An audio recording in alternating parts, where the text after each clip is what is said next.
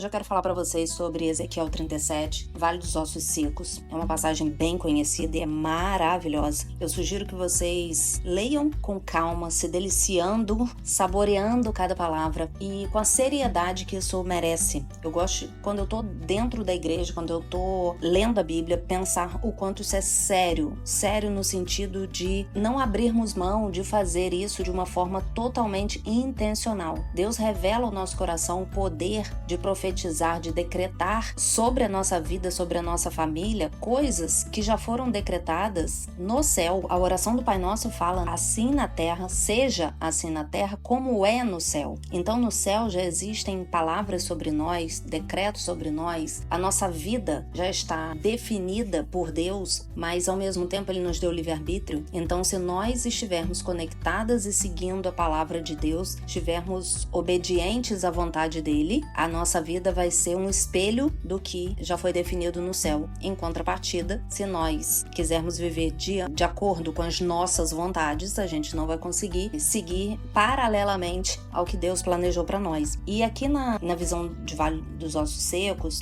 tem uma coisa de tudo. Tem muitas coisas interessantes, mas eu não vou falar sobre tudo. Mas tem uma coisa que eu acho muito legal que fala o seguinte: veio sobre mim a mão do Senhor. Ele me levou pelo Espírito do Senhor e me deixou no meio de um vale que estava cheio de ossos secos. Me fez andar ao redor deles, ou seja, muitas vezes Deus leva a gente para o vale, nos faz andar sobre coisas mortas, coisas ruins, coisas que nos apavoram, mas tudo tem um propósito. E aí aqui continua: eram muito numerosos na superfície do vale e estavam sequíssimos, ou seja, diante dos olhos do profeta, era um cenário como se não existisse mais solução para aquilo. E muitas vezes na nossa vida é assim, né? A gente passa por situações que a gente fala assim, não tem mais o que fazer aqui, acabou. Mas como que Deus conduz isso? O que Ele espera de nós? Então aqui no versículo 3 continua: então me perguntou, filho do homem, acaso poderão reviver esses ossos? Olha que curioso. Deus está perguntando para uma pessoa, para um ser humano, se existe possibilidade dos ossos reviverem. E Ezequiel responde: Senhor Deus, Tu o sabes.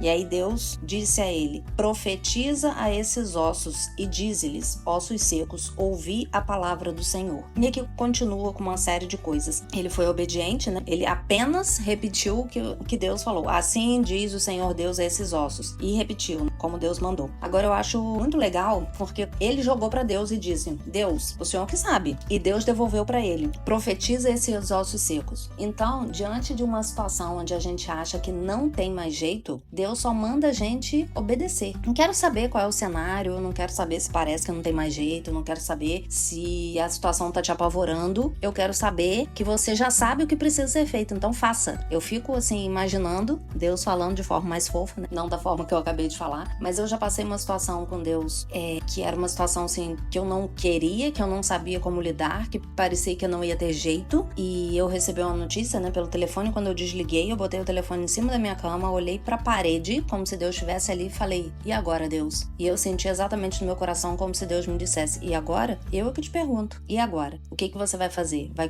confiar em mim ou vai entrar em pânico? E tem uma palavra que fala: que diremos, pois, diante dessas coisas? Então, se você está diante de uma situação difícil, que diremos, pois, diante dessas coisas? O que a gente faz diante da situação difícil? Como a gente se comporta? Quais são os nossos sentimentos, nossos pensamentos? Quem a gente busca como socorro? O que a gente busca? A gente busca Deus ou a gente busca uma caixa de bombom? A gente busca mais intimidade com Deus? A gente busca controlar as nossas emoções ou a gente negligencia isso tudo, finge que aquilo não tá acontecendo, larga a sua vida, para de se cuidar, começa a comer igual uma doida, não faz mais atividade física, não se olha mais no espelho, vai se largando um dia, 5 dias, uma semana, 3 meses, um ano? Que diremos, pois, diante dessas coisas? Quais são as coisas que estão impedindo você de se olhar com amor, com autorresponsabilidade, de olhar para Deus que tá aí parado, esperando você receber a ajuda dele, não é só pedir, porque eu vejo muitas pessoas pedindo ajuda de Deus e não recebendo quando Deus entrega, porque parece que na nossa mente só vai da gente para ele. Quando ele devolve, a gente já tá com a cabeça em outro planeta. Então eu vou terminar por aqui, mas a minha reflexão de hoje com vocês é sobre isso, sobre o Vale dos ossos secos, sobre a forma como Deus conduz as coisas, sobre o fato da gente passar por situações de vale, de sequidão, de dificuldade, de morte, não necessariamente morte física, né? Mas situações que parecem que morreram, e Deus não falou para ele, quando ele respondeu, Senhor, só tu o sabes, e Deus falou, então tá, peraí que eu vou estender minha mão e vou fazer esses ossos secos reviverem. Ele falou, profetiza você sobre os ossos secos, faz você